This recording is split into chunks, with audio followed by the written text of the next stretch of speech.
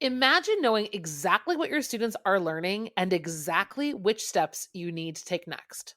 Join us in Down with the Reading Quiz to craft meaningful and productive formative assessments that move away from gotcha moments of basic recall and toward assessing what your students actually can do. In this 30-minute free masterclass, we'll share 3 powerful assessment keys that work for any novel at any time of the year. Head to shop.bravenewteaching.com/masterclass to sign up, and we'll also send you a free workbook to keep track of all your notes. Once again, that's shop.bravenewteaching.com/masterclass to nail formative assessments forever. Well, hello and welcome back to Brave New Teaching, and welcome to Camp BNT 2024. Hi, Amanda. Hi, Marie. How did we make it to another year of camp? I know. I mean, and really, I feel like camp is just our kitschy word for really like summer book club, but like who doesn't want to go to camp, you know? If there's coffee and books and in the later hours, sunsets and wine, and books. And books. And more books. Yeah. We're good. No, totally. We're camping. Yes. Yeah. We know many of you out there joined us last year for our first Camp Brave New Teaching, Camp BNT, where we read like 7 books, talked to 6 authors. It was a whirlwind. And if you missed any piece of that, it's all still on the podcast. Go and take a look-see. We've got workbooks for you, all of that good stuff. This year, we went, okay, let's pump the brakes a little bit because there's only so much any person can do. And we wanted to give some different types of basically book club offerings for Camp BNT. And our first one is the chat that we're having today. And it is a professional development book that really is aligned with so much of what we talk about and everything we're talking about with our other selections. So if you missed last week's episode where we just kind of did our setup and we did a little like reading recap and talked about what we're going to be going through with this year of Camp BNT, you might want to listen to that one, but we're pretty ready to rock and roll with our PD book for the summer. My area is too crowded, Marie. I know. You've been flipping that book around the whole time I was talking. There's just too much stuff. I don't know where to. Just too much stuff. Guys, I need a desk. That's what I need. She does. She does need a desk. I really need a desk. So we all need to socially pressure her into getting one. Yeah. Our book is Start Here, Start Now by Liz Kleinrock. And when was this published? Was it 2020 that was published? 2021. 2021. She was revising it in 2020. Yeah, I remember following her on Instagram during like quarantine and seeing the process of this book coming. And I immediately got it with a bunch of my coworkers too, actually. And so it's not a brand new PD book, but it is definitely, I think, will always be poignant because it's all about having hard conversations. Well, the tagline is Start Here, Start Now, a guide to anti-biased and anti-racist work in your school community. And we've got a couple of really great pieces that have resonated the most with us that we wanted to talk through today as part of our little Camp BNT discussion. But if you have not already purchased this book, you absolutely should. And maybe even ask your school to get it for you. Maybe you could do this with a team. It is extremely approachable and accessible. And there's no time like the present to start having difficult conversations. I was telling Marie when we were deciding, we can't talk about the entire book in this episode, but when we were really narrowing things down, I think what we've narrowed down to talk to you about today are 2 of the most pressing concerns that we hear time and time again from teachers. And so we have given kind of our version of answers. And that's another really cool thing about camp is, we weren't able to get Liz on the phone or anything, but we are bringing to you the expertise of others in some of these areas of education that we still have a lot of concerns and questions about. And so Liz is just another fantastic expert. We've talked to Dr. Deanna Smith about similar things. And so this is just another voice, another perspective to add to your work and your own pedagogical and, your lesson planning experience. Yeah. And if anybody out there knows Liz Kleinrock, we really want to talk to her. I want to pick her brain so badly because She's brilliant, and I want to hear it. So let's dive right in, shall we? To start here, start now. Everybody ready? Amanda, are you ready? Yes, I am. All right, cue the music.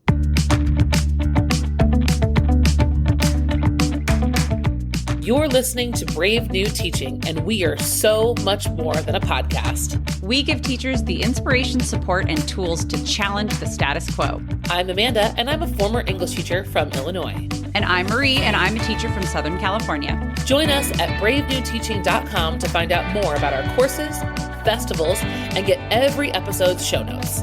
We're so glad you're here. Enjoy the show.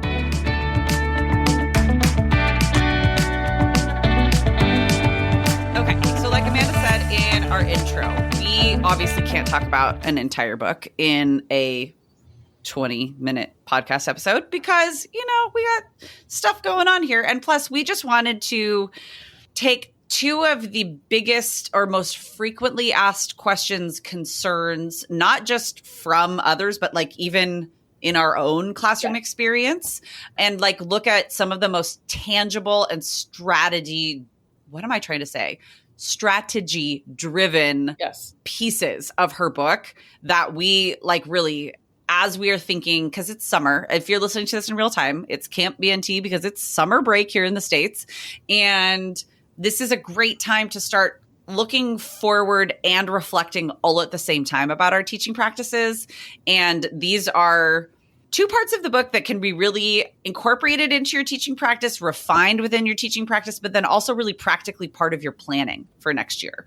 Like backwards planning is a big part of one of the things that we're talking about today. So the first thing is a strategy for having conversations. It is, if you're reading along with us, there's a table on pages 44 and 45, third chapter of the book. The third chapter is entitled, How Can I Hold Space for Difficult Conversations in My Class? And there's so much that we talk about on our podcast about getting kids chatting and helping train them with the skills to actually have human conversations. And so this is very much aligned with that. Yeah. Pick it up, Amanda. I'm rambling. Well, it's funny because you're listening to this camp episode as Marie and I are doing a lot of recording and interviewing and things for the upcoming school year as well. And what I found really cool about this particular chapter is how beautifully it aligned with the conversation we just had with Claire English. So if you guys don't know Claire English, we talked to her like in the summer during an interview that you're going to hear kind of around back to school time. And her new book just came out. It's called It's Never Just About the Behavior. And one of the things that we talked with her in that episode about was teachers kind of preparing themselves for things that are inevitable. And like you can have either a knee-jerk reaction or you can have a prepared reaction to certain behaviors. And that's almost exactly what Liz talks about with ABAR work in classroom discussion. So chapter 3 is called How Can I Hold Space for Difficult Conversations in My Class? And one of the biggest things that struck me, Marie, was, she says we can have this kind of fight response, a flight response, or a freeze response, right? Like that's kind of what she kind of breaks down in one of her tables.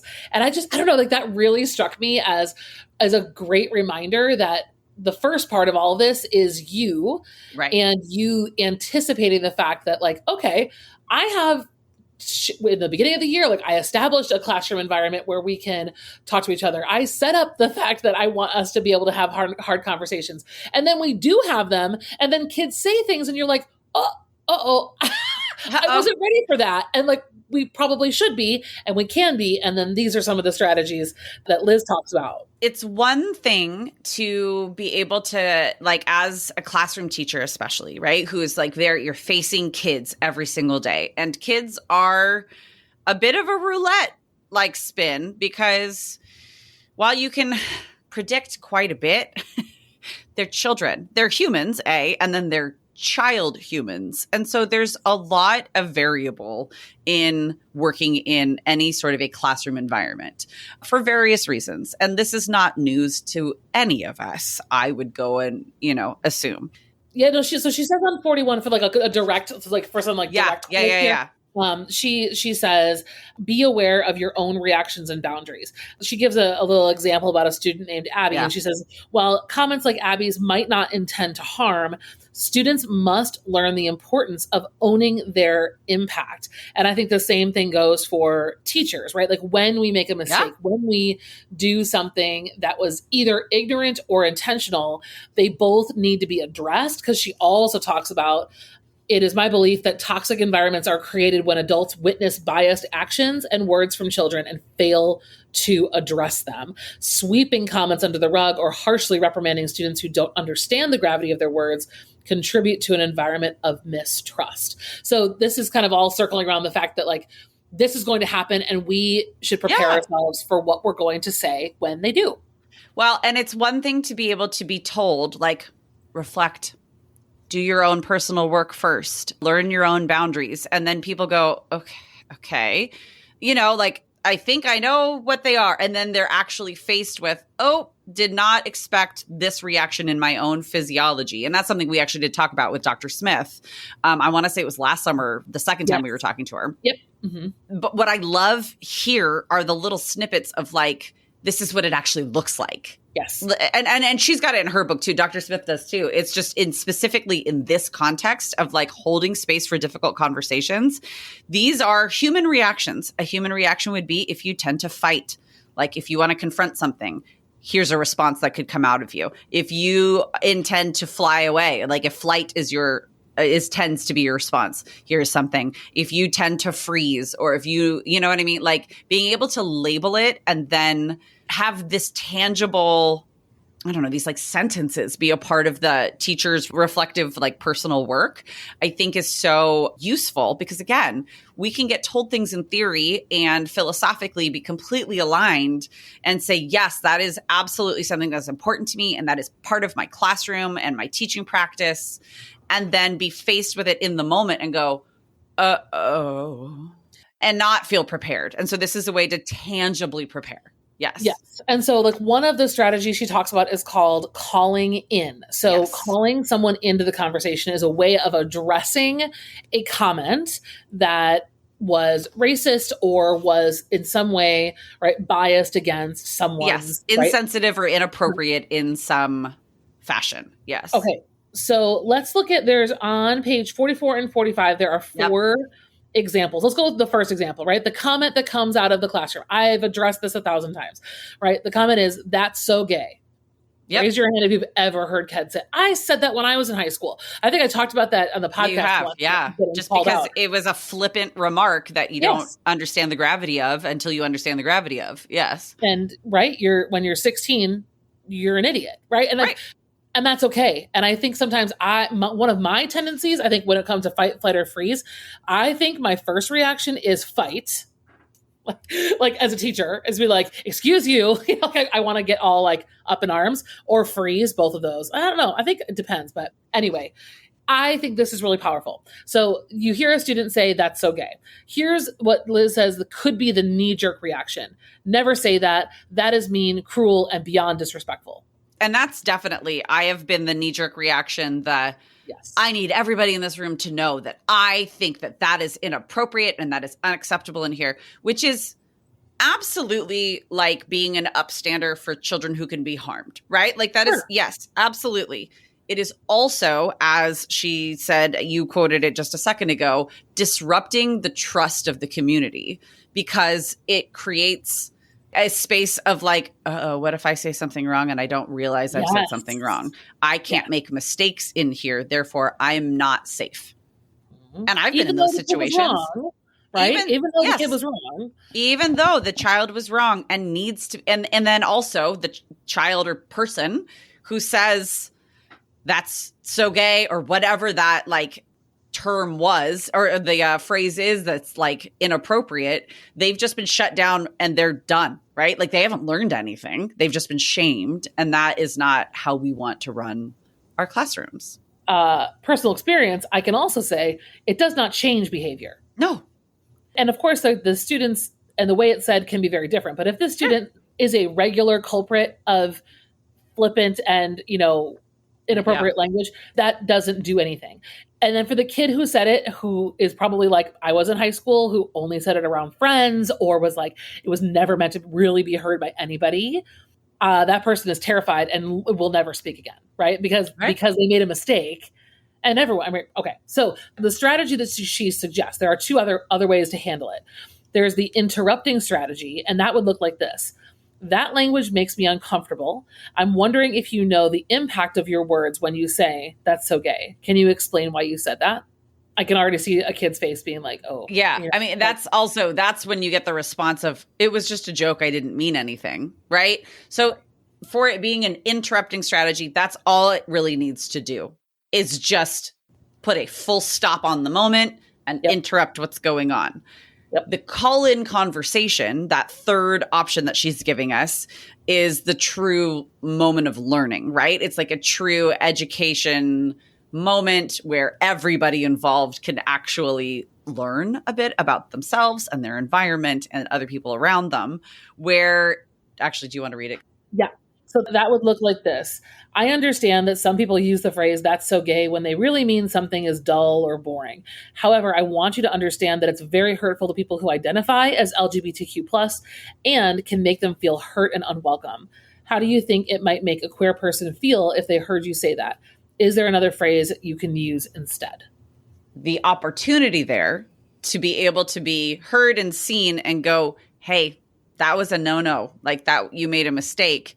And I understand that you probably didn't mean anything by it. Yeah. You're still responsible for the words that come out of your mouth, right? Like that's all of that is said within a call-in conversation. And I liked actually in the intro to this little piece of the chapter, she says, calling in is different from calling out, right? If you call somebody out, that's that knee-jerk reaction. Like, hey, you knock it off. That is unacceptable in here, which is necessary sometimes.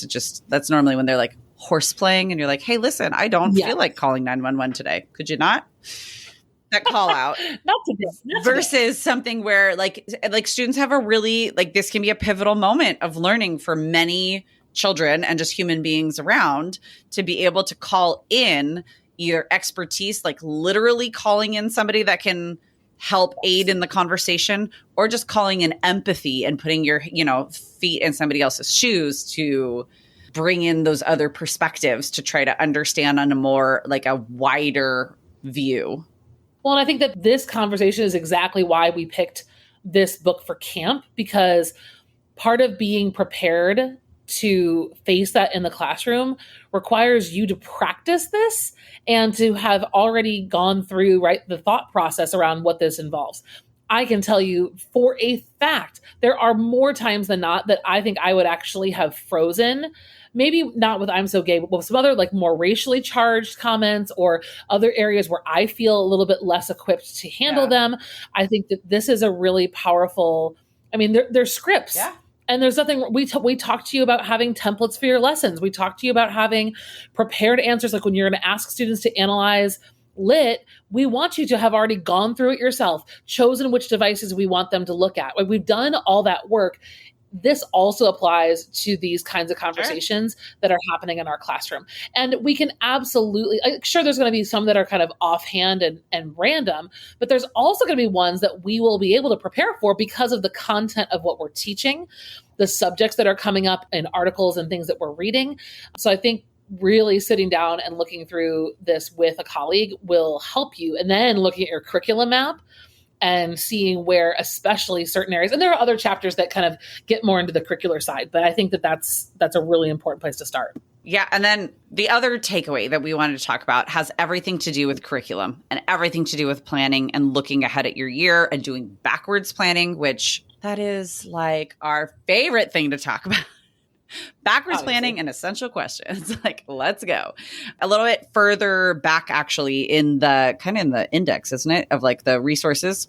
If you're with us, it's on page 114 and 115. There's a section entitled Setting Yourself Up for Success, Identify Foundational Building Blocks. And then below it, the subtitle, Backwards Planning, that's developmentally appropriate.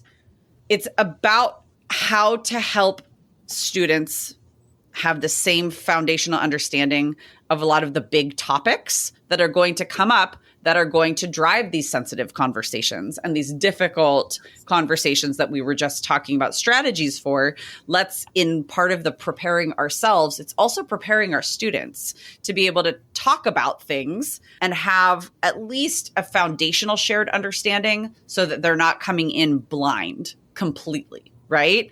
As you start having, the more you diversify your curriculum, especially like your literature, the more you're going to have varying understandings of different perspectives, as you should. Like, that's the point. And being a responsible educator means anticipating that you're not going to be able to predict it all. Therefore, let's get ourselves on, like, it's never going to be a completely equal playing field, but let's get some like foundational understandings done. And so like, I like the way that she organizes like how you can do this either with like your, teaching team or just even on your own. It's not a huge shift in curriculum, but it's a preparation and looking at the end and then moving backwards planning. A perfect example, I think, would be when we teach really culturally sensitive texts. I'm thinking the first thing off the bat from me is teaching 1,000 Splendid Suns. Like, there is so much in there, from the violence and the sexual abuse to the culture and the religion. And I think helping students and knowing that kids are going to walk in not only not knowing a lot about the story and the people and the places that are represented, but that in place of not knowing, they're going to kind of grab at what they generally think they know, right? So they're going to kind of go based on their experience in watching TV and playing video games and hearing about stuff on the internet. And so for us, especially in the English language arts field, this is our place where we are ready to directly educate them on, when we talk about X, this is the appropriate terminology. This is the appropriate way to name someone, name this place, pronounce this thing. And this is what it means. And this is what might happen in the story, but in our context, this is what it looks like. Like, there are things to prepare for that are coming because the content. So this chart, I think, is really helpful in thinking about how you can backwards plan some of that stuff. And then as you look at it, it might also help you arrange or rearrange the order in which you teach things. Because if the content could either build up to something else or needs more space and time to be acquired before you teach it, you might plan that novel or that unit to be at a different time than another. So that was really helpful to me when I was looking through that. I mean, well, the other piece before I say this aligns perfectly with our like backwards planned with BNT 5-day challenge that's coming up in like a month or so. So pin in that for a moment. But like, she's got a big piece of this chapter is talking about what is age appropriate and developmentally appropriate for various ages. Because I think that's another thing that teachers will go, well, but I teach, primary grades. Like, what am I going to talk about? The example that she gives here is about kindergartners. And like, it's probably not developmentally appropriate to talk about mass incarceration. It is, however, something that they can understand to talk about fairness, punishment, and the difference between a punishment and a consequence, right? Like, those fairness, punishment, consequence are absolutely within the appropriate realm of understanding for a kindergartner, while mass incarceration is not. But that's the same topic, just made developmentally appropriate. Speaking from experience, I can say that discussing the concept of fairness is exhausting with a kindergartner because they really don't understand even that. I mean, fairness to them is a deep conversation that can it's span. A good for me situation. I'm like, no, fair. And Bluey does help a little. Bluey bit. helps quite a bit. Dad, right. Bandit's very good about saying it's pretty fair. But yeah, anyway, yes, this is huge. And the chart she has, I want to read this example. That she has. She kind of basically lists, it's like a T-chart, right? So the big topics are on the left, and what do my students need to understand first? This is what I think would be great for a team. Like, if you're doing curriculum rehab this summer with a team or even on your own, this would be a great little exercise to add.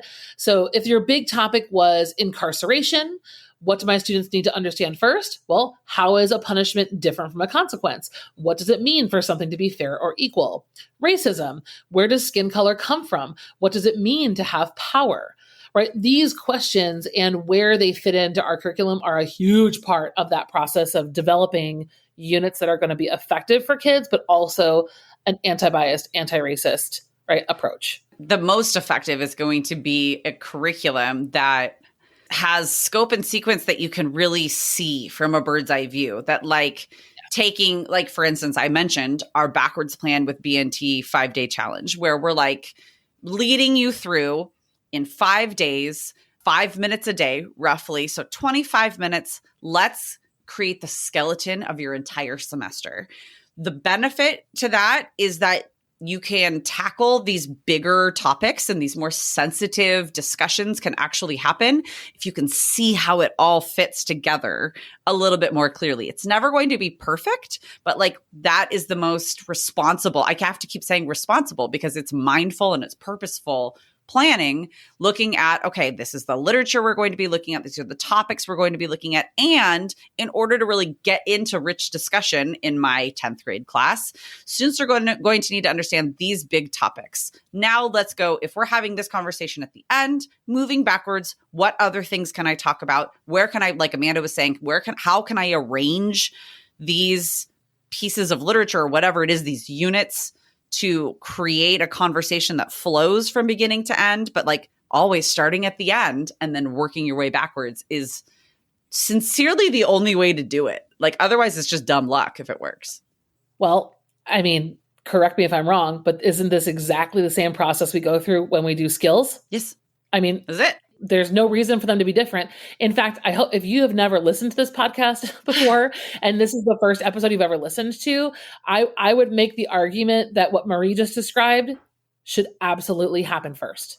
And we are both firm believers in teaching skills and having academic rigor and all that things. It all is important. But if there is no intentionality and cohesion and attempt to make all of these pieces function together in the way that human brains think about the world, not that your skills are worthless or not going to happen or kids are not going to learn, they're going to, but it's going to be at a completely different rate. I think that's the thing for me is, right, the rate of that all happening is going to be slower. There's going to be a lot more stumbling because in this scenario that you're describing, Marie, you are not reacting constantly. Right? You are looking at that bird's eye view. You are anticipating the thoughts, ideas, connections, and things that are coming. You are maneuvering to make sure that those things are ready for kids. And then once you have that, we come in and say, okay, perfect. So this unit's going to be like 1,000 Splendid Suns. You know what we focused in on that unit? Relationships and characterization. I didn't take it any harder or further than that because I knew that the heavy lifting on the other side was going to be so heavy. Yeah. Right. So I knew that I could anticipate appropriate amounts of skill building while we're doing all that other conceptual stuff too. And not only will you see the rate of skill building increase, it just won't all be done in a vacuum, right? Those Correct. Connections will be made so much, you don't have to pull teeth to get kids to go from one, string it all together.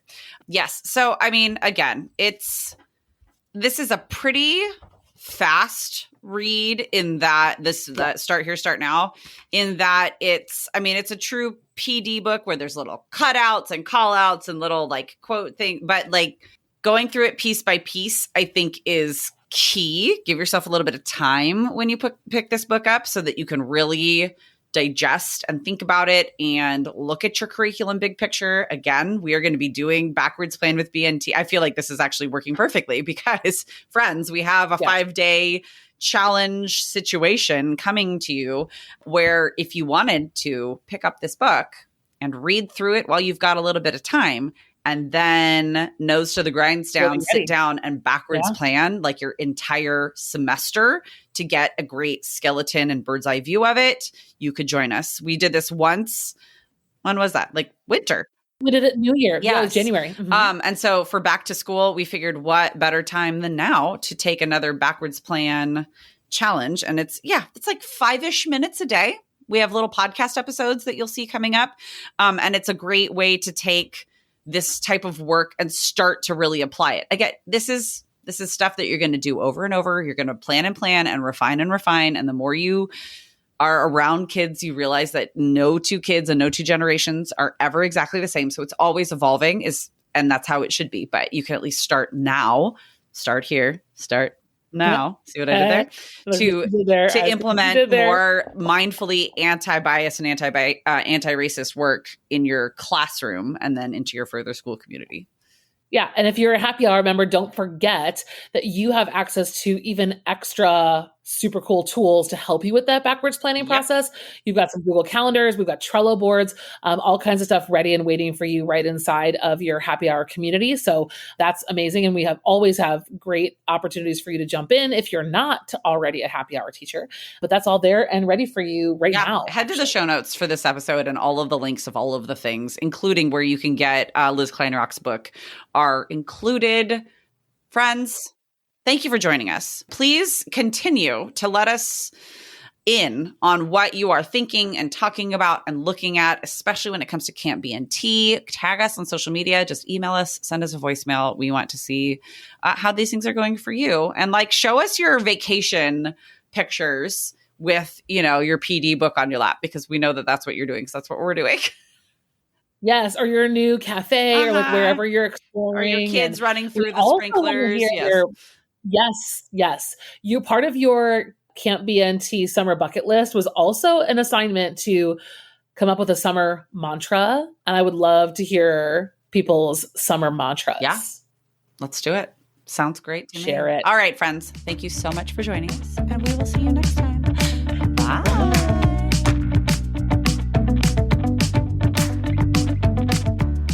Thanks again for listening to Brave New Teaching. We'd love to keep the conversation going over on Instagram. And while you're there, check out the links in our bio for the most up-to-date events going on in the Brave New Teaching community. Thanks for being here, and have a great week at school.